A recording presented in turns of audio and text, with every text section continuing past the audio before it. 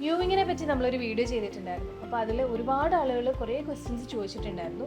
So frequently asked questions about moving ആണ് ഇന്ന് നമ്മൾ പറയുന്നത്. ഏറ്റവും കൂടുതൽ എല്ലാവരും ചോദിച്ചത് മ്യൂവിങ് വർക്ക് ആവാൻ എത്ര സമയം എടുക്കും എന്നുള്ളതാണ്. ഇതിനെ പറ്റിയുള്ള സയൻറ്റിഫിക് ഡേറ്റാസ് നമുക്ക് അവൈലബിൾ അല്ല. So it could take A long time. ചിലപ്പോൾ നമുക്ക് മ്യൂവിങ്ങിൻ്റെ ചെറിയൊരു ചേഞ്ചസ് കാണണമെങ്കിൽ തന്നെ ഒരുപാട് സമയം എടുത്തെന്നും വരാം. പല ഡോക്ടേഴ്സും ഈ മ്യൂവിങ്ങിനെ സപ്പോർട്ട് ചെയ്യാത്തവരുണ്ട് കേട്ടോ. നെക്സ്റ്റ് ഫ്രീക്വൻ്റ്ലി ആസ്ക്ഡ് ക്വസ്റ്റ്യൻ മ്യൂവിങ് കാരണം അസിമെട്രീസ് മാറാറുണ്ടോ എന്നുള്ളതാണ്. ഇപ്പോൾ അസിമെട്രീസ് സ്കെലിറ്റൽ കാരണങ്ങൾ കൊണ്ടാണ്. നിങ്ങളുടെ മാൻഡിബിളിൻ്റെ ഒരു ലെങ്ത്തിൻ്റെ ഡിഫറൻസോ അല്ലെങ്കിൽ നമ്മുടെ എല്ലുകളുടെ ഒരു ഡീഫോമിറ്റി കാരണമോ അങ്ങനെയൊക്കെയാണെന്നുണ്ടെങ്കിൽ മ്യൂവിങ് കൊണ്ടൊരു ചേഞ്ച് വരാൻ ബുദ്ധിമുട്ടാണ്. എന്നാൽ നമ്മുടെ ഒക്ലൂഷൻ്റെ ഒരു കാരണങ്ങൾ കൊണ്ടോ ജസ്റ്റ് ഒരു ഡിസ്റ്റലി ലോക്ക്ഡ് ആയിട്ടുള്ളൊരു മാൻഡിബിളാണ്, അങ്ങനെയൊക്കെയുള്ള ചെറിയ ചെറിയ കാര്യങ്ങൾ, ചെറിയ മാൻഡിബുലർ ഷിഫ്റ്റ് അങ്ങനെയൊക്കെയുള്ള കാര്യങ്ങൾ കൊണ്ടാണെന്നുണ്ടെങ്കിൽ ചെറിയൊരു ഡിഫറൻസ് നമുക്ക് മ്യൂവിങ് കാരണം കൊണ്ട് തന്നെ കാണാൻ പറ്റും. ഈ താടിയിൽ ഒരുപാട് മുൻപിലേക്കോ പുറയിലേക്കോ ഒക്കെ ഇരിക്കുന്ന ആളുകൾ ഒരുപാട് പേര് ചോദിച്ചിട്ടുണ്ട് മ്യൂവിങ് കൊണ്ടൊരു ചേഞ്ച് വരാൻ പറ്റുമോ. നിങ്ങൾ തന്നെ ഒന്ന് ആലോചിച്ച് നോക്കും, ഒരു ടങ്ങിൻ്റെ പോസ്റ്റർ ചേഞ്ച് ചെയ്യുന്നത് കൊണ്ട് എത്ര നാളെടുക്കും ഇതിനൊക്കെ ഒരു കറക്ഷൻ കിട്ടാനായിട്ട്. അപ്പോൾ നമുക്ക് ഈ മ്യൂവിങ് കാരണം ഒരു ഡെഫിനറ്റീവ് ആയിട്ടുള്ള ട്രീറ്റ്മെൻറ്റ് റിസൾട്ട് കിട്ടാനായിട്ട് ചിലപ്പോൾ ഒരുപാട് വർഷങ്ങൾ എടുത്തെന്നിരിക്കാം. എന്നാൽ നമുക്ക് അതിന് ഒരുപാട് ഓർത്തോഡോണ്ടിക് അപ്ലയൻസസ് ഒക്കെ അവൈലബിൾ ആണ്.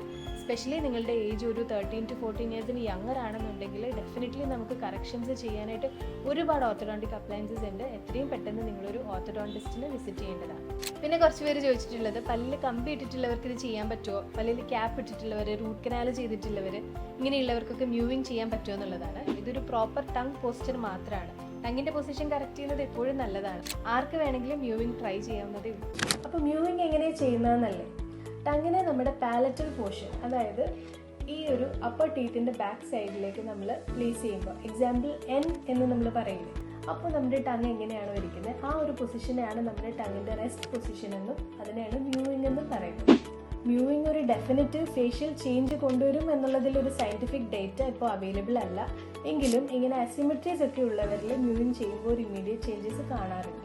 ശരിക്കും ട്രീറ്റ്മെൻറ്റ്സ് വേണ്ട ഒരു കേസിൽ സിവിയർ അസിമെട്രീസോ അല്ലെങ്കിൽ ഡിസ്റ്റലി ലോക്ക്ഡ് മാൻഡിബിൾ അങ്ങനെയൊക്കെയുള്ള കേസസിൽ മ്യൂവിങ് കൊണ്ട് മാത്രം നമുക്കൊരു റിസൾട്ട് കിട്ടാൻ ബുദ്ധിമുട്ടാണ്. നമ്മുടെ ഫേഷ്യൽ സ്ട്രക്ചറിൽ കംപ്ലീറ്റ് ബോൺസിൽ ആകെ മൂവ് ചെയ്യാൻ പറ്റുന്ന ഒരു ബോൺ നമ്മുടെ ലോവർ ജോ ബോൺ ആണ്. പല കാരണങ്ങൾ കൊണ്ട് നമ്മുടെ ലോവർ ജോ ബോൺ ബാക്കിലേക്കോ സൈഡിലേക്കോ ഒക്കെ മിസ്പ്ലേസ്ഡ് ആവാറുണ്ട്.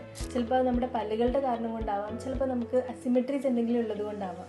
നമ്മൾ മ്യൂവിങ്ങിൽ ചെയ്യുന്നത് പോലെ ടങ് പൊസിഷൻ നോർമലായിട്ട് വെക്കുമ്പോൾ നമ്മുടെ ജോയിലുള്ള മസിൽസ് റിലാക്സ് ആവുകയും നമ്മുടെ ജോ കറക്റ്റ് പൊസിഷനിലേക്ക് വരികയും ചെയ്യുന്നു. So you can contact us for more information.